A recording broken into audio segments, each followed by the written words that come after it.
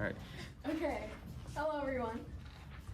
Today we'll be presenting on the diligent learner, or as they call it, from reasoning to super intelligence. You can judge if we get there. So first, some high-level motivation. A common pursuit in the field of artificial intelligence is this idea of general intelligence. Intelligence that we can turn to almost any kind of problem, including problems that we have not yet been able to solve.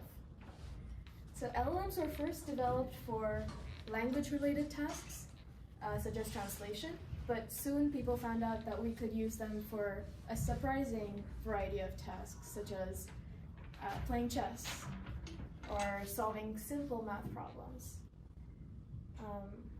However, there is still a type of problem that LLMs struggle with. And that's reasoning.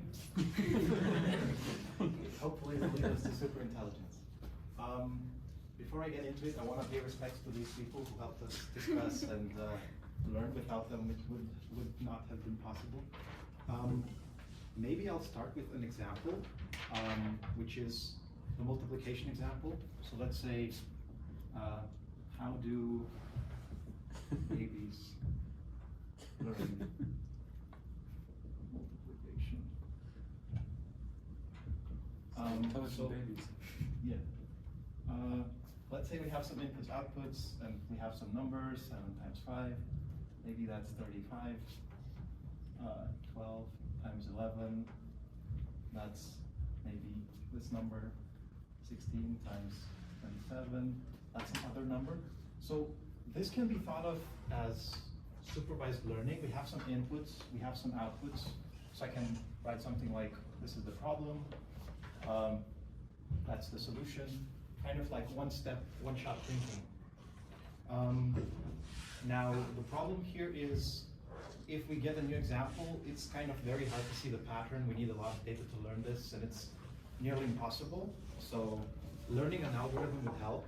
So maybe children in school, or I suppose all of you learned the long multiplication algorithm.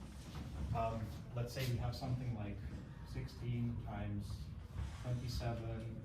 I don't know how to do this real time, so I'm writing my notes. We get something like this, then 12, and maybe 2. We add them up, we get the correct answer, and that's kind of like chain of thought learning. So we have some x, some other step. It finally leads us to that. So this is kind of like chain of thought. So we care about these problems. We care about problems where we reason. So problems where solutions are easier to find through such intermediate steps. Do I need to write them? You know what reasoning is, right? Probably. So I guess last time Vlad and Sid presented the class of chain of thought, like these functions, and they said that it can represent more. Maybe there was something like, I think it was somewhere here. They wrote something here, and then the chain of thought of infinity is like something like this. We had some lecture saying that if we have infinite computation, we can kind of do a Turing machine. So this clearly shows us that these reasoning problems are important in some way. Now, we considered also that there is some answer to the problem. So where did I write this actually? I did not prepare for this.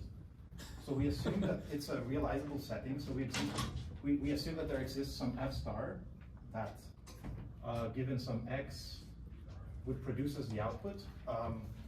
But reasoning can have multiple answers. Maybe this problem has only one answer, but there are problems definitely where, like let's say finding the shortest path in the graph, they have multiple paths maybe, and that's multiple steps. So we'll assume that so not this one, we'll assume that f star is a a function from x to maybe many y's. Just like a set of possible y's. Because there are multiple ways to prove theorems, for example, multiple valid programs to solve some task, multiple shortest paths in the graph maybe. So this paper, it takes inspiration from tree of thought, except they add something else. So they propose that the algorithm could learn to correct itself in some way. And this is done via backtracking when the intermediate steps look wrong. So I could write something like this. Let's say we have some question, we try it this way, we realize that maybe this isn't working, we decide to backtrack to here, we decide something else, maybe this branch, this doesn't work out, we come back, and then we finally get some answer. So this is what they use. This is like the tree of thought framework. I'm not sure formally how it's specified, but this is what we're going to look at. So the authors consider reasoning as this search through abstract possibilities, not deterministic computation. So maybe this realizable setting wasn't the way to go. So the reasoner doesn't necessarily follow rules. It explores, guesses, revises, backtracks, especially under uncertainty. So even us, when we go on some path, let's say we decided to take compute 653, then we found out that, oh my God, it's so hard, we need to go back. Maybe we watched the video lectures because we misunderstood something, but we decide this, we go back. So we allow our reasoners to explore and make mistakes. And as we progress, we kind of gain certainty. Some branches become no longer relevant. What else do I need to say? Also, maybe another motivation for doing this kind of thing is, for example, if we go back to learning multiplication, and we have a child that is looking at a textbook that has lots of examples of multiplication, that's showing the worked examples with the algorithm, but instead of learning the correct multiplication algorithm, it just learns that whenever there's a 2 somewhere in the problem, the answer needs to have a 2, because that happens to be true of all the examples in the textbook. And then when the child actually tries to apply this algorithm, it fails. Yeah, so maybe I just came up with this now. So let's say this is probability, this is like data. The child might be seeing this bit that's like only correct paths in a way. But then in reality, when there's kind of some sort of like, we can also have like some incorrect paths, and maybe there's a distribution shift. In the paper, if you read it, they describe example 1. It's kind of trying to talk about this, but we're not sure if it's exactly this. So this is like hand-wavy, how I imagine it, not how the paper writes it. Is that right? Yeah. Yeah, okay.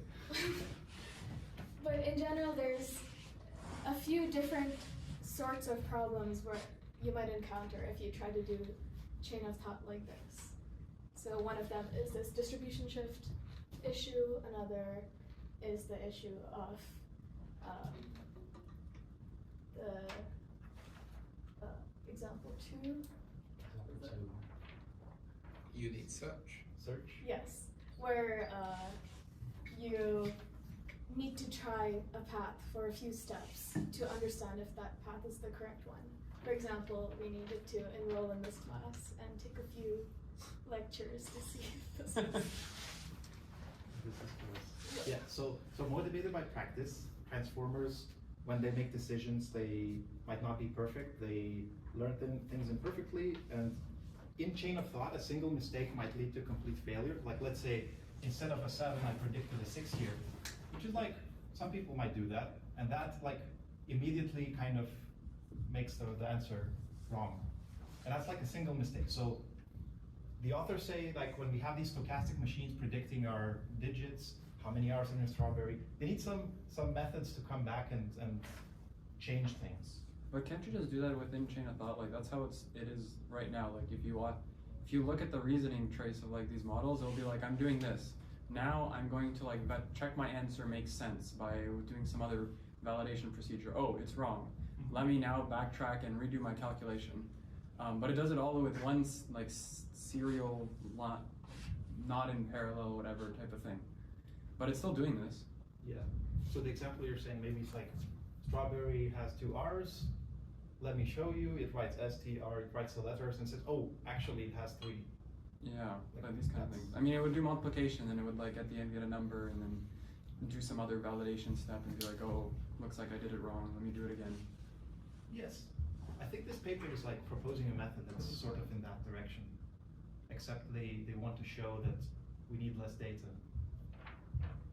Kind of. Yes, in the case where to do that validation step, we actually just need to keep going down the chain of thought. This is what we're doing in that case, right? We have a step, then we need to check if it's correct. If it's not correct, we just go back. Yeah, I guess you're like explicitly designing the algorithm to do these steps. Like you're introducing the bias that this is how the algorithm should run. Yeah. Well, it might just learn that on its own if you train it on it. Do you know how those models that are producing these outputs are trained? I don't know. Well, actually, no. We have DeepSeek, and DeepSeek does this kind of stuff. Okay. And it claims that it was RL trained, but still, like, it was not trained in this explicit way, right? Like, they just had I mean, unless their paper is lying, but like the original DeepSeek paper. Isn't the important part of DeepSeek paper is that it was using RL to produce new reasoning traces, which might have included backtracking and then supervised fine-tune on that. I think that was their key. Well, they just innovation. They just fully RL trained after the. Yeah, but like when they were not fully RL training at all. No, like they after were the using pre-training. RL to get new data. Well, actually, I think we should stop this conversation because it's a different thing. But Yeah. okay.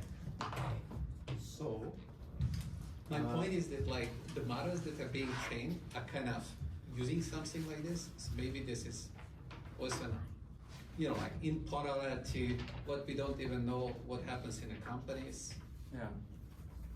and it's partly happening in the open. yeah, and maybe that leads into what I want to see next. So, we have a lot of this data, like we can make this very easily. We kind of have this data, how models are trained right now, but we don't have this data. And the problem here is that, I guess, a problem the authors created themselves is they assume no algorithm exists to generate this thing. Maybe not this part, but they assume it might not be realizable. So it makes it harder to get this kind of data. And that is a problem. Like, chain of thought data has a single golden path that doesn't show you false starts, no failed attempts. And I guess maybe now is the time to state the goal, which is without knowing whether this realizable function exists, how can we produce these chain of thought traces with reasonable correctness given golden path examples? Do I need to write that? Maybe? Just a little. Just a little bit? So, how do I actually state this? So,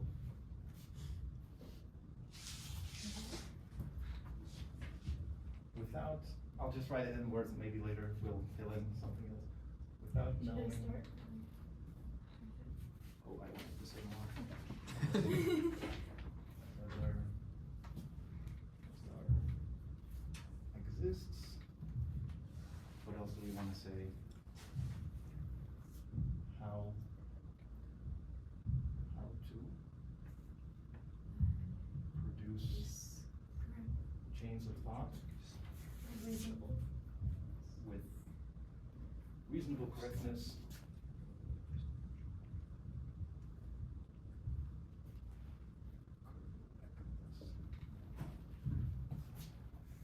Given golden path examples. Does that make sense? It's not formal, so it might not make sense. But, so I guess I can talk about a little bit about. Aren't the golden path examples perfect chain of thought? Yes. Why are you producing reasonable chain of thought from the perfect chain of thought? Because we know that in practice our transformers are imprecise. They might not. Like if we train on this, like current maybe transformers, they might give us like one mistake that would lead us to the wrong answer. And that's why we relax this assumption. It's not perfect correctness, it's some reasonable correctness. So the Are you going to go into what reasonable correctness means? Yes. Okay, so just Okay. Okay, so here's so transformers, let's say we have some not transformers, but any here. Down here or up here? Down. Okay. So transformers are like these kinds of things that predict a token given some other tokens up to I-1. And then if we autoregressively apply this many times, this kind of induces a probability over sequences, and we call sequences maybe S, given some X. So this induces maybe F theta. That's a function from sequences to sequences. And maybe I'll just write down somewhere that, let's say this X is the same as Y is the same as a sequence, it's the same as sigma less than N, something like that, N symbols, up to N symbols. So it induces this function that given some sequence, maybe some problem statement, it produces another sequence. And then we want to learn this F theta.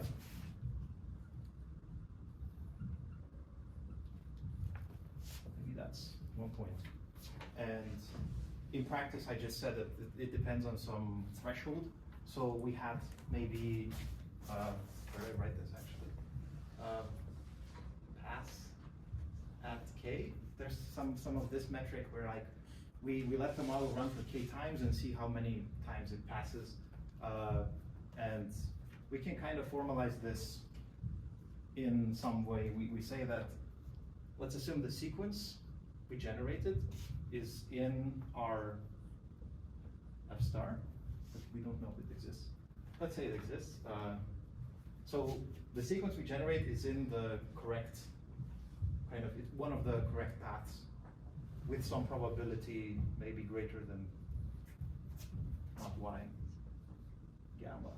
So this is how they define this correctness, some probability where we sample these sequences from F theta. This is called gamma correctness. I should have made some space over there. This is gamma correctness. Does this make sense? So F theta is a distribution.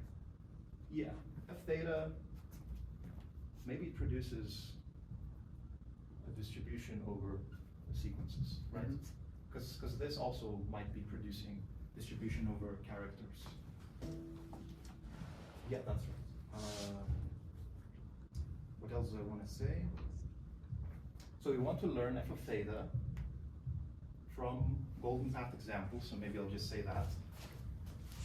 From something like xi, let's assume this zi is our trace, and yi might be the answer, and this I is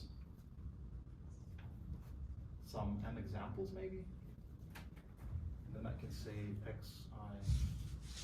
yi is in the set, and maybe zi is in something like less than t max. So let's assume we have a limit on how many sequences we're going to generate. This is t max, and this z is the reasoning trace. So we start with a problem, we generate up to t max reasoning sequences, and y is just another sequence that tells us we're done or that's the answer. And so learn f of theta from this data. We also assume access to validator. Access to validator, verifier, oracle, what other words can I use? So it's kind of given Zi, it tells whether it's a correct trace from xi to yi. That makes sense. So due to this gamma correctness, we can have kind of correct traces. We can also have correct but incomplete traces, where we know the chain is correct, but we don't have an answer. And it can have incorrect traces, what we generate. That would not lead us to the answer. What does correct mean? That it would be generated by f star? Correct would mean that it's in this set that accepts. But that set's an element of the output space. You know, like f star gives you subsets of sequences of length n, which are the answers.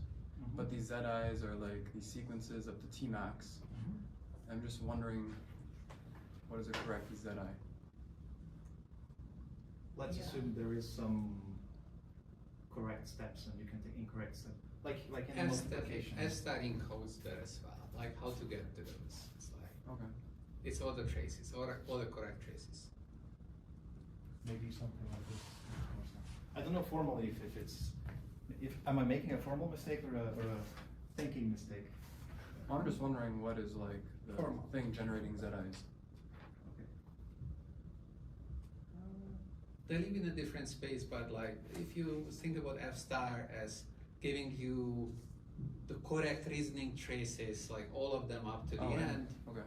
and then like this just talks about whether that happens, like you happen to be on those paths that are correct, and like So you need to modify the definition of F star, Yeah. but I understand. and that's just a problem definition then. Yeah. So That's okay. Yeah. So this is like F star, and then this F star, right? It says it's good, right? This Yeah, is kind of, okay, yeah. correct. Something like that. Something like that. Yeah. So these are kind of the things we want to do, and then we also want, I didn't write out incorrect, the definition for what's an incorrect chain, but for incorrect chains,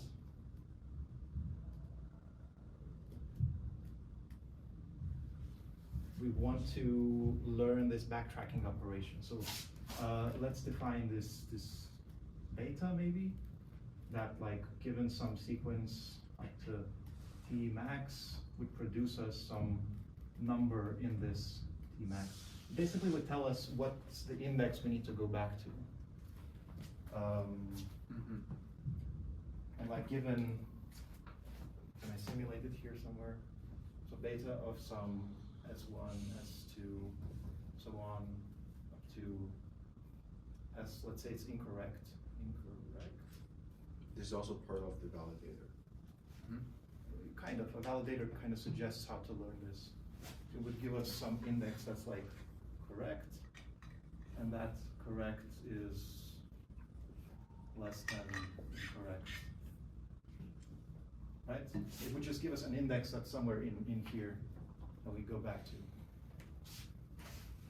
And then we talk about some math. My partner in crime in mathematical crime. Great. Okay. You want to call him? Maybe, we'll see. Okay, so this is the setup. Before we go further, maybe let's go back to the last lecture a little bit by our friends Vlad and Sid.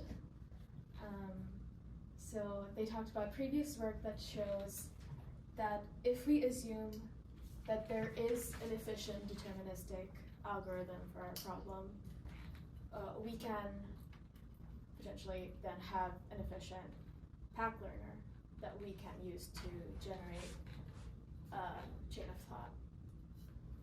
However, we're not assuming that. And if we don't assume that, we have a slightly different problem to contend with. So to deal with this, we're going to adapt the definition of pack. So we want to make a few changes.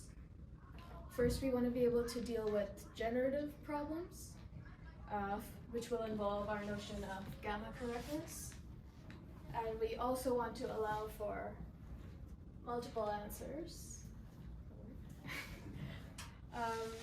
So these are the things we want to change. So let's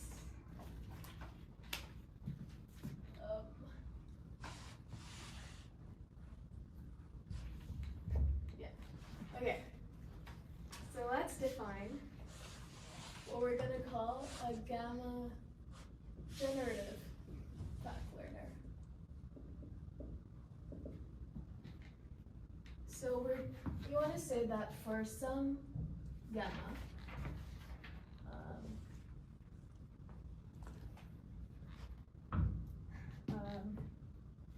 we have an algorithm A, and A is an efficient gamma GPAC learner if, I'm gonna need some more space.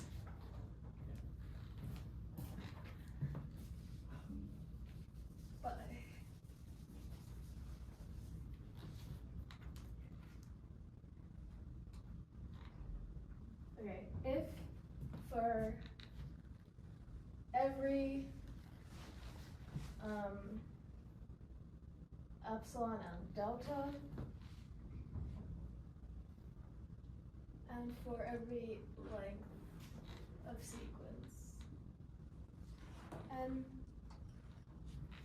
there exists some number of examples m that is polynomial in n 1 by epsilon and log of 1 by delta,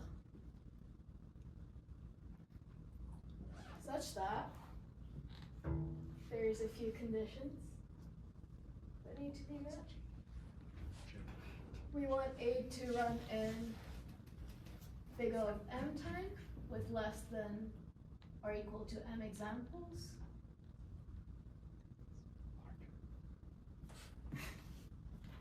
This says examples, you can see. Okay.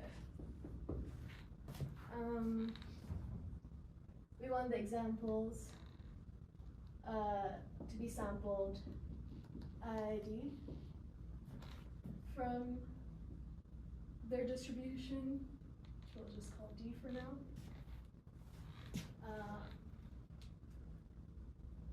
And then we also want that with probability at least 1 minus delta,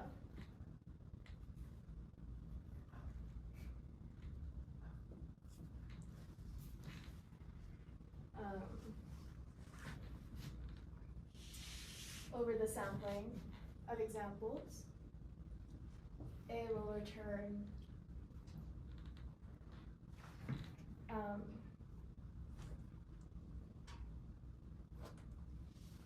and f theta, our function,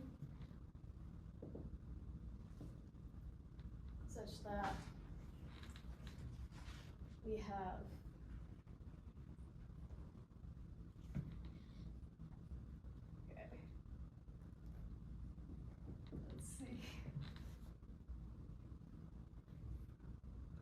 a probability greater than 1 minus epsilon over our problem's x,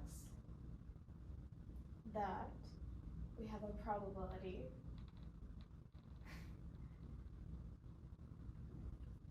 greater than equal to gamma, that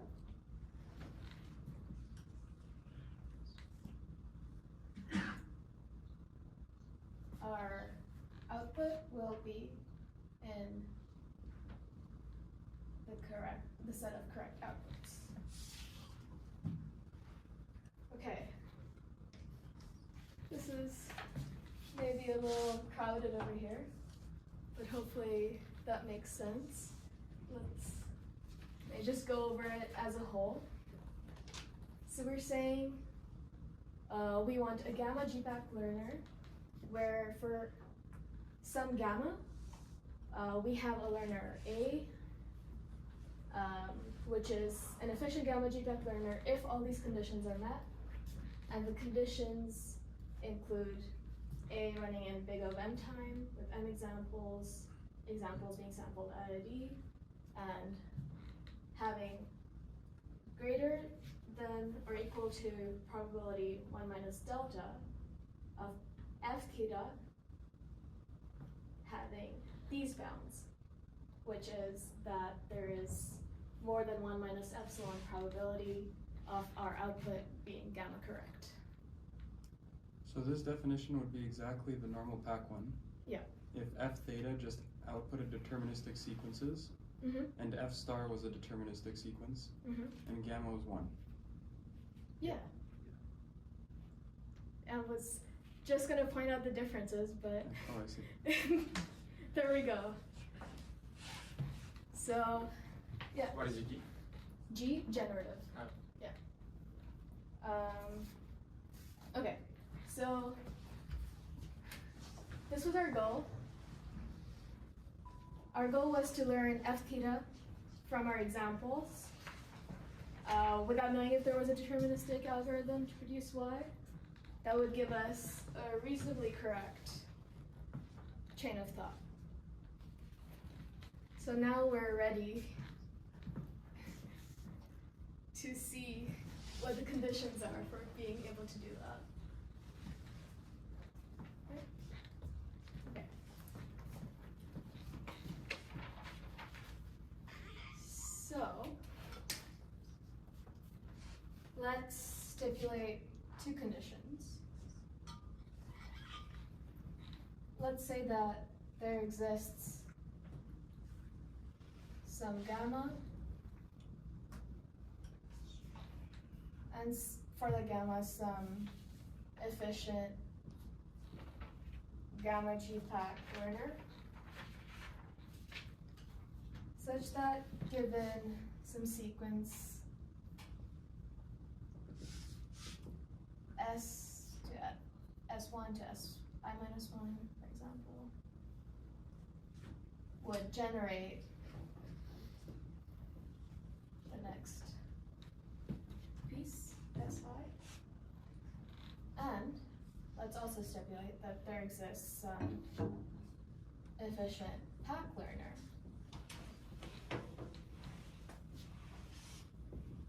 that, given some incorrect sequence,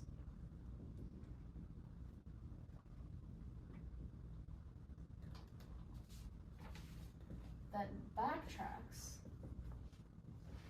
or gives us the index to backtrack to, which is this.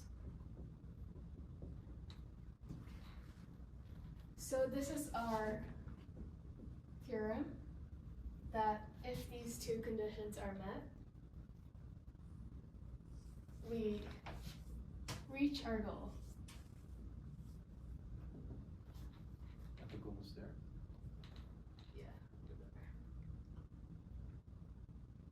You mean the goal to learn F theta? Yes. So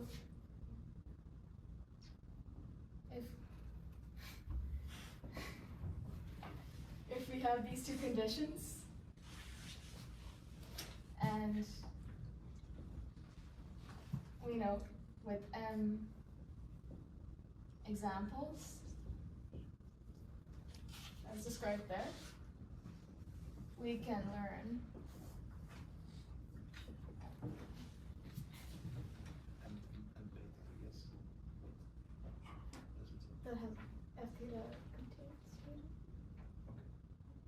Learns beta. Yeah. Sorry, I might miss that, but when we are saying backtracks, Mhm. what if I thought backtracks gave you the index that is incorrect, but in the theorem and the condition it's saying the backtrack gonna give you the correct one? Yeah. I think maybe backtracks to is a little vague. We can say that we have a pack learner that, given an incorrect sequence, will produce the correct index to backtrack to. So by producing is giving the producing the index.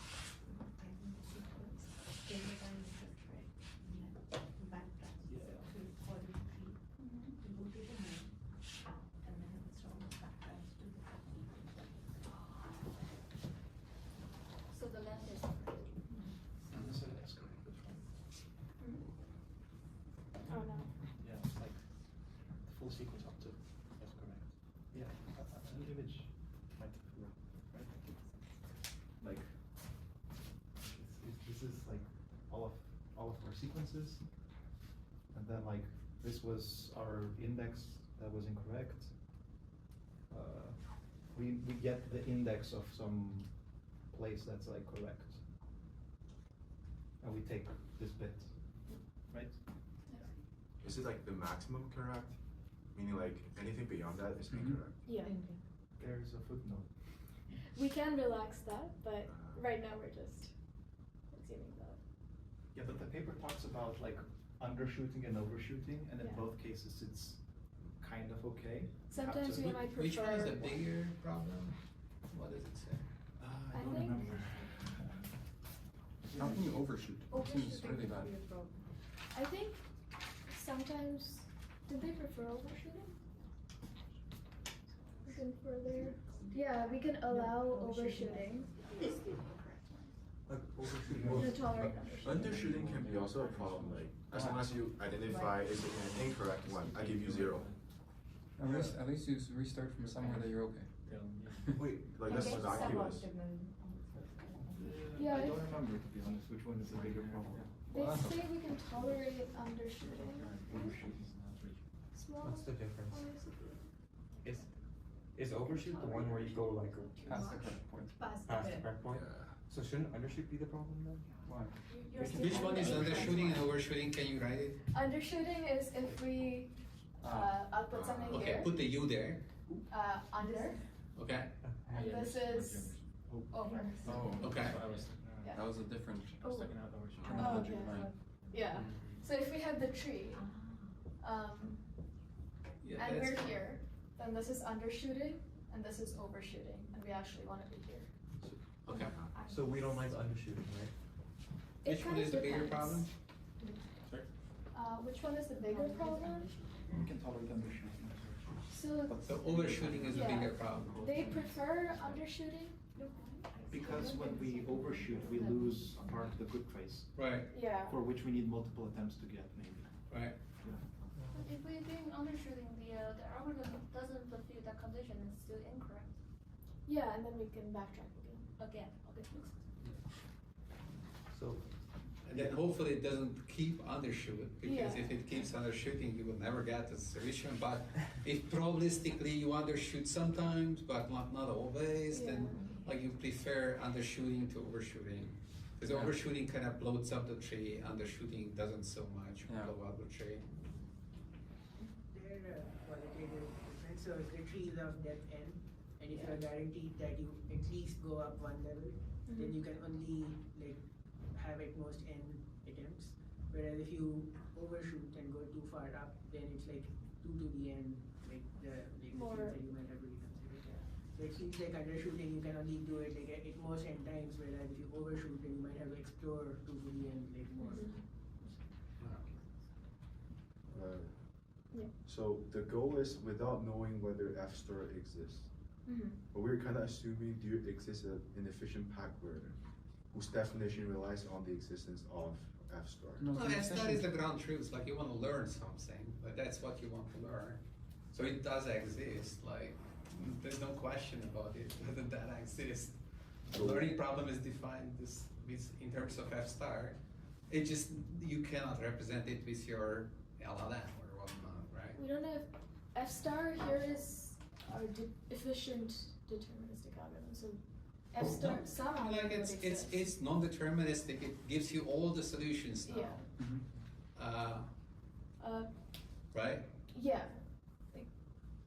we don't know whether the efficient deterministic algorithm exists. That's what we wanted to say over there.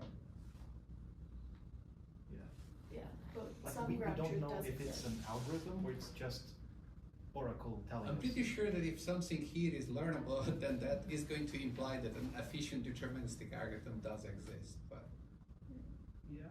Probably. it feels like otherwise magic would happen. That you learn something and then you execute the thing, it actually solves your problem. That's your claim. Yeah. I mean, okay, maybe it's randomizing, but that randomization is not really what you wanted. It's kind of a side effect of what's happening, and so maybe you can reduce it, and like it's kind of, yeah. I don't think that this discussion of whether an efficient deterministic algorithm exists is really very fruitful. Yeah. I might be wrong. I just have a question of what it means to learn F data.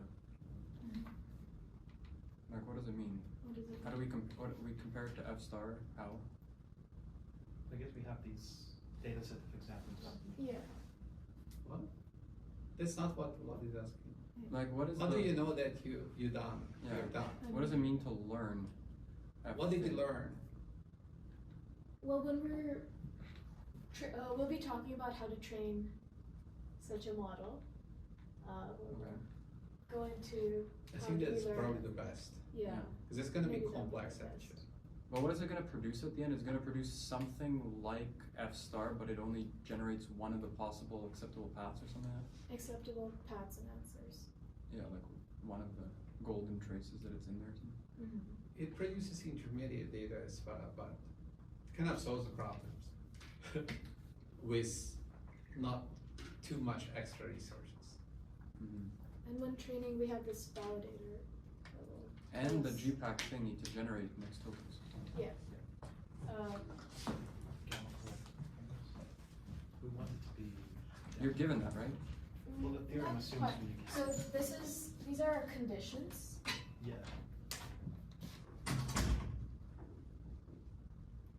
And if these conditions are met, we know that we can learn F theta. So does that mean you're given Uh, a PAC learner and a GPAC learner that satisfy that, and then with those tools you can generate F data? Yeah. Yeah? Okay, that's what I thought. Exactly. And then the other question is this data. What does the form of the data look like? the data. Is it these? For the Z- GPAC learner Okay. and the PAC learner, yeah. They have different data. We have data. I think you didn't have the Z. You had just X and Y. Sometimes. Our data is of the form X, Z, Y. X is the the problem statement. It's a short piece of text. Z is the trace, and Y is the answer. Yeah, but did ZI come from F star? Like it is one of the true paths? ZI in the examples, yes, they're all golden path examples. Okay. Yeah, I they're all guess correct. there was also a point to make here, like this D.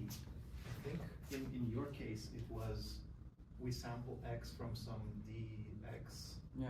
and then we have Y, we just generate it, Yeah. something like that.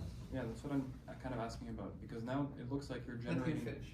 Oh, go ahead. Yeah, so in our case, we kind of sample both X and Y's from some D Yeah. over XY, maybe. That, we know this is correct, but we're not given this kind of. So this distribution D is a special distribution. Whatever Y you generate from the distribution is going to be in F star X. Okay, that's what I was asking. And the same thing with the Z's. Okay, Yeah. that's fine. Like But you can the get different guarantee ones. for the Yeah. GPAC learner is that the distribution over the X is arbitrary, but the distribution over the Z and the Y satisfies these constraints. Yeah. Yeah. Yeah, sorry for jumping. No, that's good. And then if F star was not as, like it was this, the deterministic singleton set, then it would be exactly the normal realizable thing. Yeah. Yeah.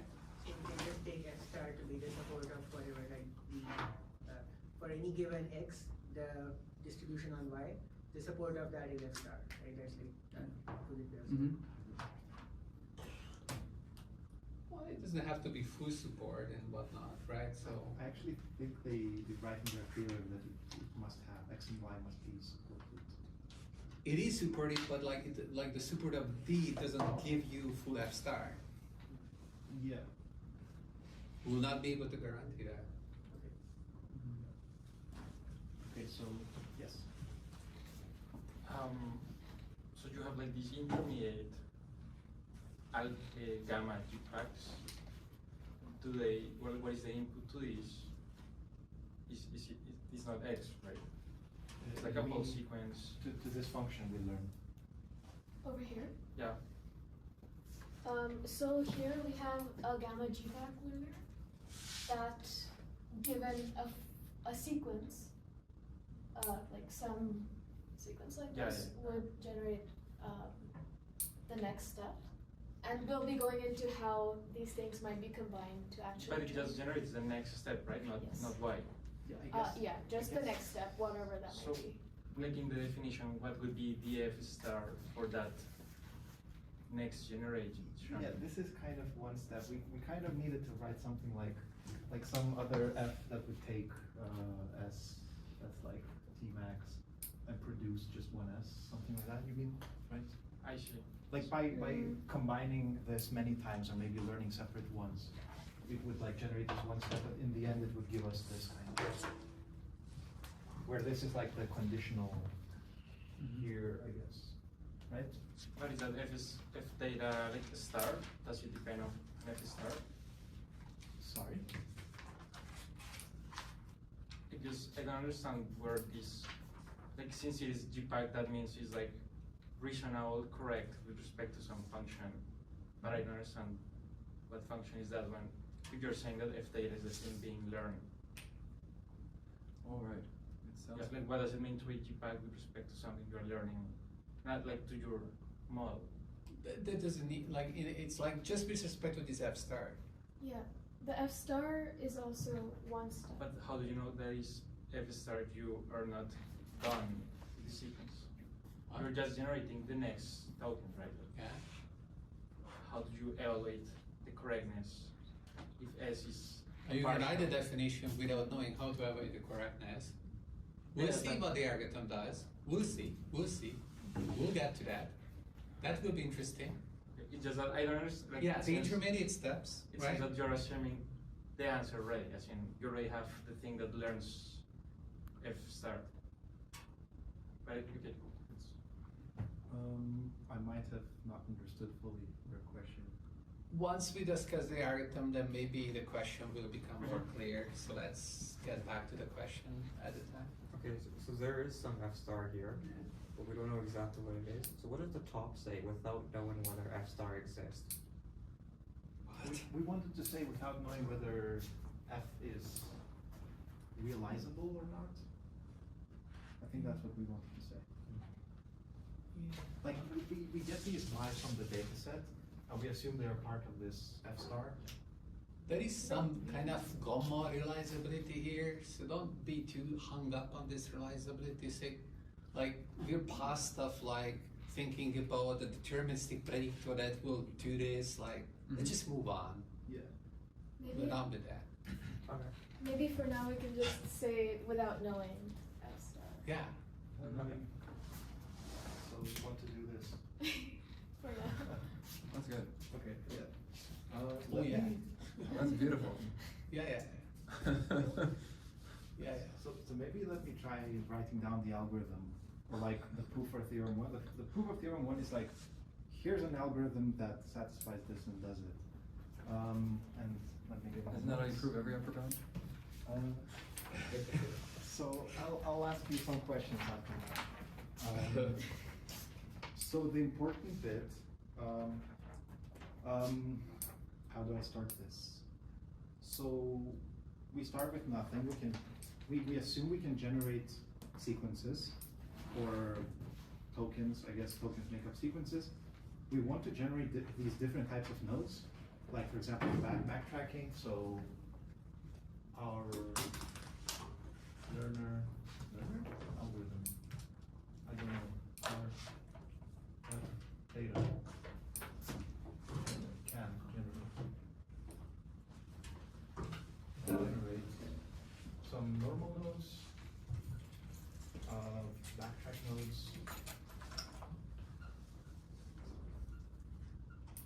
and done nodes maybe. I'll get to that later. So in training, I guess we have golden path examples that I'll call this G. So some S1, S2, so on, SG, something like that. We do, if we apply a reverse curriculum on this, yes? Done nodes are leaf nodes or the nodes you have visited? Like, what is done nodes? We kind of assume that these are like, these conclude our chain of thought. Okay, so Yeah, finish line. They're like Y, basically? Yeah. Okay. Yeah, The nodes they notify. I don't know exactly. So we have this golden path sequence, and we kind of generate more examples by applying a reverse curriculum. So what happens is, I guess we can add our, I'll maybe write it in this way. This is maybe S1, S2, so on, SG. We have this golden path. We can have that example, S1 to SG. That's like one element in our data set. Then what we do is we take one step back. We assume we have this in context. S1, S2, up to SG minus 1. Oops. And maybe there's our goal. And what we do here is we generate some, the number of, what do they call it, branches?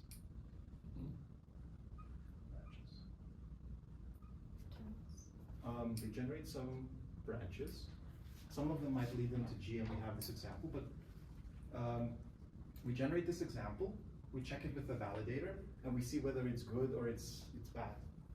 And whether it's good, we can kind of directly add it, S1 something, SG maybe prime something. If it's bad, we add another backtrack node, we'll just call it beta, and we say it backtracks back to this point. So we kind of add an example that's like S1, SG minus 1, some wrong thing, how they write it, W maybe, and our backtrack to G minus 1. Does that make sense? So this would give us some data set where we learn some, let's say, function F1, and it would give us like this final one-step answer.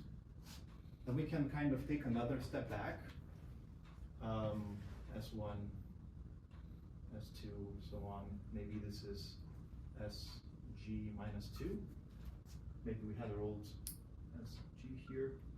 And then we also generate V branches.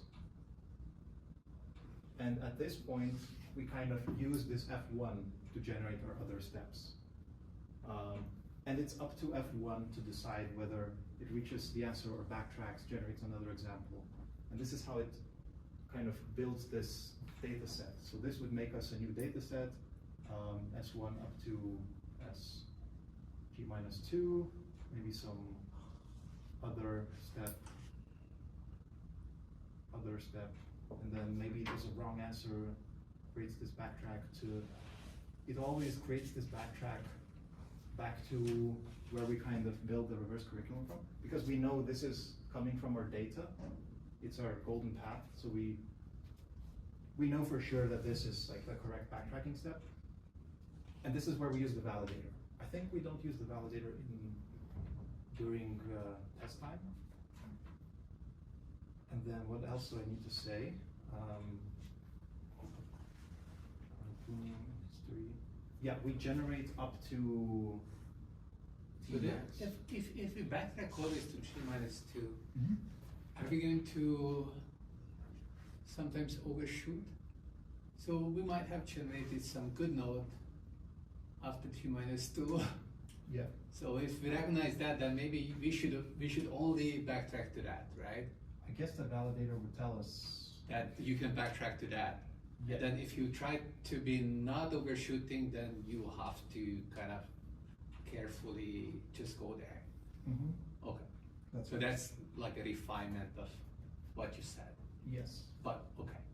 So in this way we construct these data sets, so this gives us F1, if we construct a bunch of other lines, this gives us F2, and at the very end we get these P-max functions, and that kind of would give us the full pre-learner, I think, collection of them. So maybe one more thing, to generate these nodes, we can insert special tokens, and then during generation we can constrain that before you start generating, insert the special token that's either a normal node, a backtrack, a done. That's simple to do in practice. The thing I'm not sure about is, and I guess a question to the audience maybe, we generate this data set, and when we have this data set via supervised learning, we know that we can have this pack learner for this with some maybe m equals poly something samples. But then my question is, does this directly generalize the gamma GPack? It wasn't kind of said in the paper. Because if we learn this with this m samples, let's say this is m or b, I don't know, then we get this one-step function, and if we have t of these m data functions, we kind of get a polynomial data bound. Except the problem is, does this, if this is pack, oops. Wait, so you learn the GPack learner? Yeah. So From this this data? is, No, you're not learning, you're using a GPack learner. Yeah. You're calling the GPack learner to give you these functions, right? okay. The question is whether you were feeding it enough data to grant everything that you wanted. Once you use everything together, right? Like the final product is like all of these things, and use them to generate the trees. Is this going to work? I think that's the question. Is this going to work? Can I just clarify one thing? So like I see where the validator is being used, it's for the backtracking clearly to get that last data point. Yeah. The other intermediate points, that's what the generator, GPack generator is producing, right? Yes. Okay. And then what is F1? F1? These two things. Yeah, we have to Together. kind of add this to our gamma GPack learner somehow fine-tune. But I'm not sure about this, that's why I'm No, asking there are you. two learners. Yeah. Sorry, there was a GPack learner, the gamma GPack learner, and the other learner that learns the backtracking function. So you create separate data, one for the GPack learner, there's the first two lines. The last line is for the backtrack learner, which is just this pack learner. And then you feed the GPack learner with the first type of, like first two line data, that data from the first two lines. You feed the other learner from the data that is in the last line, or last two lines. Well, Yeah, I see. yeah, that's sort of different types of data. And then you package everything together because you will need the backtracking, like the backtrack learner gives you the backtracking function. The GPack learner gives you this function that just generates new nodes. You put them together to run the algorithm to generate this tree in the obvious way. Yeah, wait, I see that. But what I'm confused about is why if we have a generator and a validator, why are we learning it? Or like, I guess Because you don't, okay. I guess what I'm okay. confused, like, the way it sounds like to me right now. You don't have a generator. You don't actually have a generator. You have a bunch of examples and new examples, and these examples, you can, like, maybe you generated these examples, so you know what's correct solution, what's not a correct solution. And maybe, like, you can verify partially correct solutions and so on and so forth. So it's like, maybe you have this validator and verifier for this kind of examples that were constructed by you, but then later on you want to run this beyond the examples that you were generated. So can I frame it in a slightly, like, it sounds like the type of data you have is such that on that data you have these extra function calls you can use or something like this? What extra function calls? I don't know, you have these like validator or GPack thing on the specific data you have, and you can call it on that. The Like, as in, like, okay, on- so there are the learners, and then there is the extra thing which is the validator, which gives you like this bit information of this can be completed to a correct reasoning, blah blah blah. On the data you have the validator. At test time you will not have the validator. Yeah, on the data you have this validator, and you also have the generator on the data, right? You can like generate. There is no something- generator on the data. How did you get S prime G? No, these were already trained models. Like you had the golden examples. Yeah. You started from those. Yes. You have that. That were generated some way. We don't know Fine. how. But then beyond that, there is no generator. No. Everything else that you generate, you learn it in a previous step. No. I think what he's asking is when we are like at this point, Yes. we can generate these Yes. other branches. But you are learning something to do that. It's not like that some generator will be given to you. Oh, But I think, I thought you were. I thought, yeah, You're wrong. okay. Yeah. I read it very carefully, and Okay. so actually these steps, like there are two steps to this. Like first they just learn the generator. They feeding it with the data from just the golden, like first Okay. step, just from the golden examples. Yeah. They feed it to this GPAC learner. Okay. That gives them a generator. Okay. Then they use the generator to generate these other things, Yeah. which then they validate, and that creates the new data. I And see. then that data is also fed, and then Yeah. that's the final product that you are. I end up see. So I can using. now I see. I think the theorem I understand. So now it's saying that if the original like data, which was these golden paths, where it was of the form that I could train a GPAC generator and a valid pack validator on it, then that ensures that I have an algorithm that can then produce valid. Not on that data. But isn't that exactly what happened? Like the data is sufficient for me to train a GPAC learner, which is like what you said the first step was. That was our understanding that the theorem. You wouldn't need to do anything if that was true, Wait, what? right? Like this is this elaborate process. Like what does it do? It generates new data distributions, right? It generates new data in a Yeah, complicated way. but- It's not just using the golden examples. No, So but it's not true that like you just use the golden examples and then you just feed it to this GPAC learner, and GPAC learner magically produces everything. well, you that I need. don't agree with. I'm saying that the golden examples were sufficient to learn a GPAC learner. No, you didn't learn a GPAC learner. GPAC learners were given to you. Wait, So that's okay. Simply put, these are transformers trained with gradient descent, supervised fine-tuning. That's all. You assume that they are powerful enough to satisfy that condition. That's the GPAC condition. Mhm.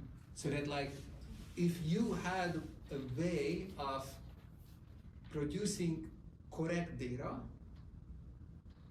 then from the correct data, this learner can learn the correct thing almost, but up to this gamma thing, right? Like that, the probability of generating correct next steps is above gamma. Mhm. It gives you this guarantee. And then there is the backtracking guarantee too. That's the only thing that you have. But actually, like you're thinking about, oh, that I'm going to supervise fine-tune my foundation models to achieve this. And From the golden hopefully paths. they are strong enough with this kind of good data to produce this kind of good result. Maybe I shouldn't keep wasting time, but we'll talk about this after, because I'm very confused. Yeah, sorry for. I mean, we can keep discussing. I think that's like the main thing we wanted to present. We have some other maybe notes about. But you had some question for the audience, which is. That was the question. I didn't understand that bit, the Gamma GPAC bit. I guess it kind of clarifies what you said. Okay, I have some notes about this. I don't know whether this is the right time to say my piece. You have a question. Okay, good. Yeah, so I don't, maybe this question is the part you're confused about, and maybe I'm also confused about the same thing. But so you're saying that you have this validator, which is available at training time, which you're using to generate this extended data set, which covers more than the golden path, right? It also has these wrong examples, etc. Yes. And then you're training the backtracking learner to sort of match what the validator would do so that you can do that same thing at test time, because at test time you don't have access to the validator. So my question is, why do you need to backtrack at test time? Like at test time you're just going to generate sequences, right? Like why do you care about all this backtracking? I thought the backtracking was there to generate the data, the extended data set at training time. But what if this is happening like I'm not sure why we are training this backtracking thing when we just have access to the validator when we need it. Are you going to have access to the validator at test time? That's the first question.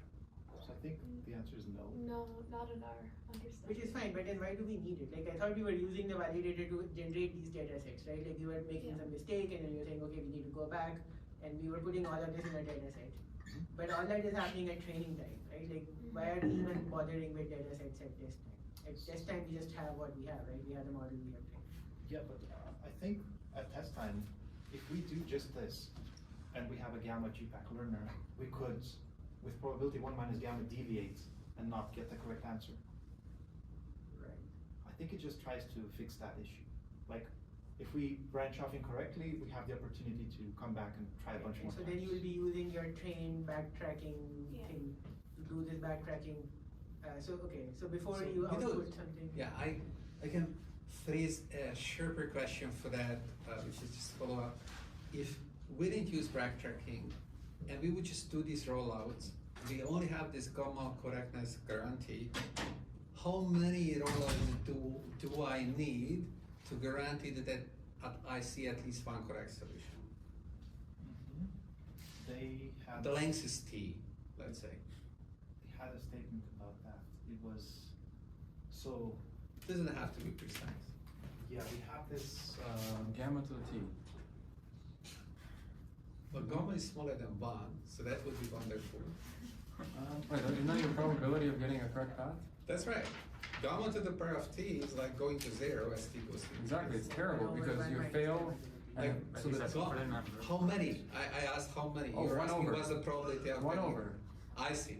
Yeah. 1 over. Yeah, that's right. So. Okay, So that's horrible, So right? gamma was just the probability of getting the right answer on one step. It was not like for Yeah, more than that's that. right.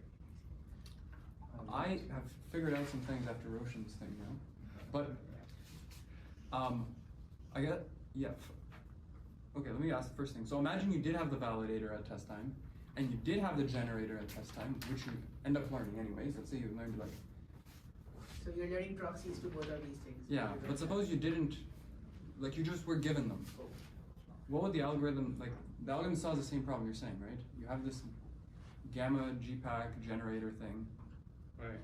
Maybe one way of thinking If you only about had the validator, right, and you didn't have the backtracking function, then the problem would be that you would need to generate 1 over gamma to the power of T examples before you get the correct solution, even if you have the validator. Oh, sorry, and I mean That's a validator. problem. I mean the backtracking validator. Like it's a.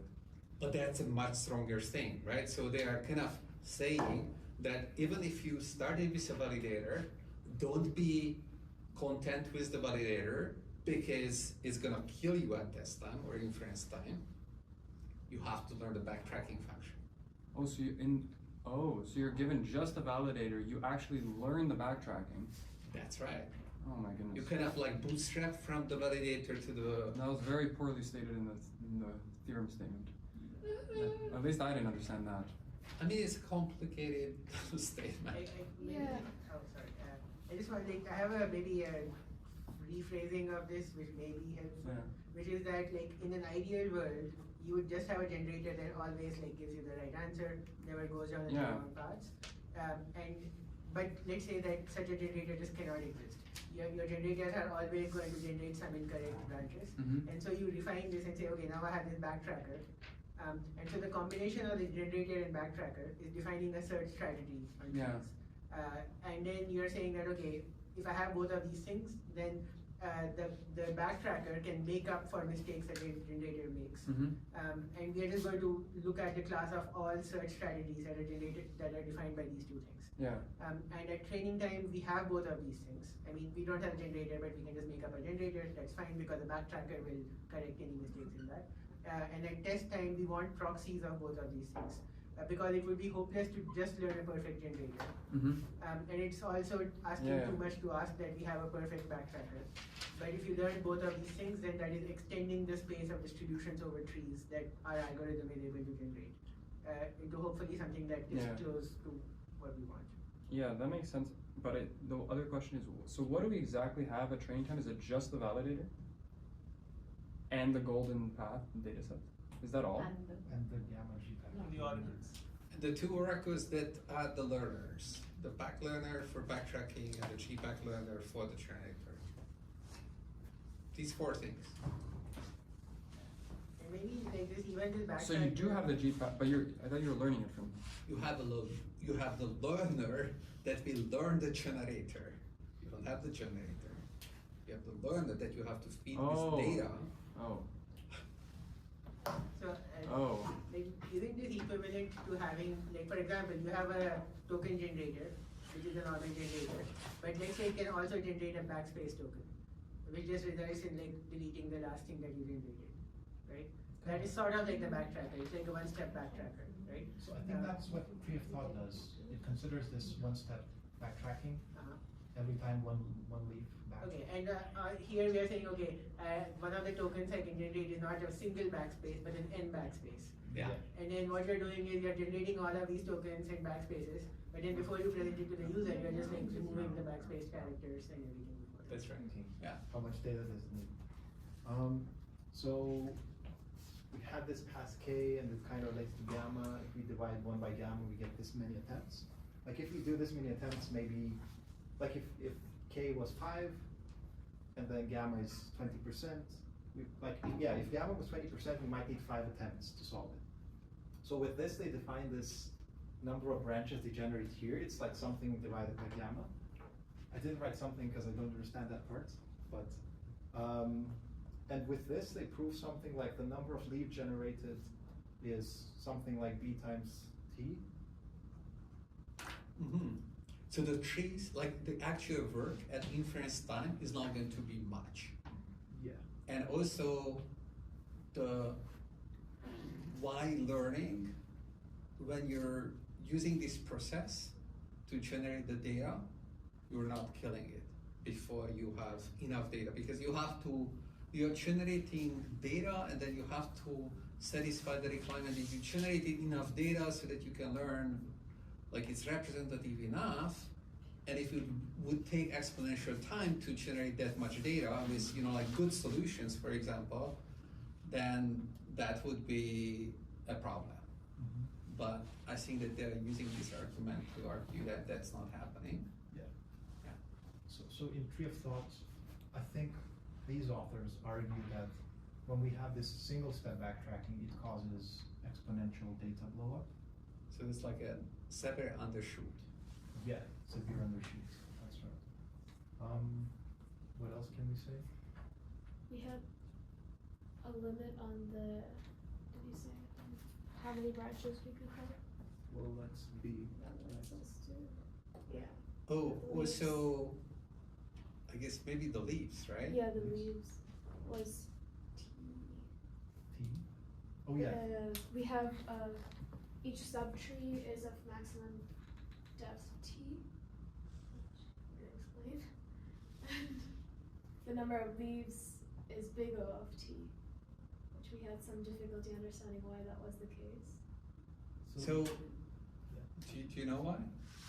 Not quite. Like, so when generating the training data, Yeah.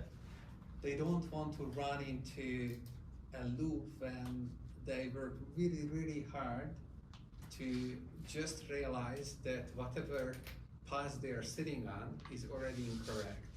If you were sitting on an incorrect prefix, there is no way to save yourself. Like this tree generation guarantee that you are going to work not too much, only works if your prefix is correct. If your prefix was incorrect, which may happen because you deviated from the golden path and you're still calling these things, then this guarantee doesn't do anything. But if the prefix was correct, then you know that after this many leaves, you would be done. So you can stop the process after generating this many leaves. Mm-hmm. Yeah. So that's what they do. Mm-hmm. So instead And of so if they see that like with that many leaves, we didn't generate any correct leaves, then well, okay, that's it. Like we don't have to Yeah. try harder. Oh, and that quantity makes complete sense because it's like the 1/gamma thing, which is you Yeah. would expect. Wait, but why is there only that many leaves? Like why isn't it exponential in T? Well, if you think about this backtracking business, Isn't it just like you find a correct next step with probability 1/gamma, and then you just do that t times? it's a non-trivial But there could be calculation. multiple correct next steps, right? Like, Oh, then you're just winning, right? That just improves but I it. mean, like half of the possible next steps could be correct and half of them could be wrong. Sure. So then there are 2 to the t possible next steps, wrong, correct ones, and then 2 to the t possible things that are wrong. Wait, no. Like, not so at one step. I thought you only are like when it's correct, it means it's after that there is necessarily a correct future path to get to the end, right? Like it came from F star's generation, which means like that. Like if I pick that next token, then there exists a set of future tokens to lead me to the end. Right. But there may not be a unique correct, like there could be lots of correct things. And you should be happy with generating any subset of them. So the backtracking is going to save it, but it's not very intuitive to me. Why? Also, if you're sitting on this wrong prefix, whenever you backtrack, won't it like just take you past the everything that's wrong? Right. So in this generation, you have to kind of like cut it short. So here in this generation, like when you're at some step, that you take a prefix of a golden path, so you know that that's correct. So you never go beyond that. Beyond that and further back. Right. Further down. Well, so I guess so if you're assuming your data is not, are you assuming the data is not exponential without it? Right. Like you try not to generate exponential amount of data in the 1/gamma. So that would be one reason why you can't possibly have like t correct answers, because your data set is just not big enough to show you like t correct, or sorry, 2 to the t correct completions. So like from a golden path prefix, potentially there could be like some exponential in t correct completions. Mm-hmm. Yeah. But you will never ever see all of them because your data is not like that big. Right. So you can just assume that there aren't exponentially many, I guess. Why would you need to assume that? I mean, Because we are it's talking fine. about this thing that we only need to do this d times and then we can assume we have seen everything, right, and stop. Right, like you were saying that we are assuming that there are only t possible correct things, and I didn't quite understand why we were able to do this. I thought the assumption was that you will find a correct path after this many steps. Yeah. And as long as you know you'll find something in that amount of time, you might as well just stop early if you haven't found If something. you haven't found anything. And this is just like the way you generate one correct path. That's right. In your effort of generating Yeah. a positive example, this is what you do. Yeah. Okay. Because you know the length of the path is t. I guess we are out of time. Are we? I'm going to say something. I think this is a research project. I read the paper. I don't even think that the theorem is necessarily correct. They're talking about, like, and the main problem is this distribution shift that they keep talking about, but at the end, if you think about it, they're not really addressing it. So the pack guarantees are saying that on the distribution that you are using for generating the data, you'll do well. But what happens here is that you're kind of building, like you're learning the tree building from backwards to forward. It's very similar to in reinforcement learning, you're trying to solve these H horizon problems, and then you learn the last stage of the policy and then the previous stage of, and so on and so forth. It's kind of very similar to that. And then it's very well known that if you didn't have some representative distribution or some good generalization capabilities that allow you to cover the whole space, then this process is not necessarily going to lead to a good policy when you're pacing the policies in the forward direction. Mm-hmm. Because when you start to do that, then the policies go somewhere else than what you have seen in the data. And I don't see that being fixed here in any ways. So I think I'm going to know these guys and ask them nicely about it. But I think that it's an opportunity for a lower bound. I think that just with these assumptions, maybe you can't do this. But doesn't the backtracking help with that? Because in RL, we don't have the opportunity to backtrack to some state we saw in the past, right? So instead, if you had a policy that just recognized it got itself in a bad situation and said, oh, I'm just going to go back where I was 10 steps ago. Doesn't that make it? I see that the distributions used for training are different than the distributions you're gonna see at test time. I think that that's true. I might want to say one thing. And then I don't know how to get away from that. And the backtracking doesn't seem to be addressing that, does it? I wanted to say one thing. So we talked about this distribution shift.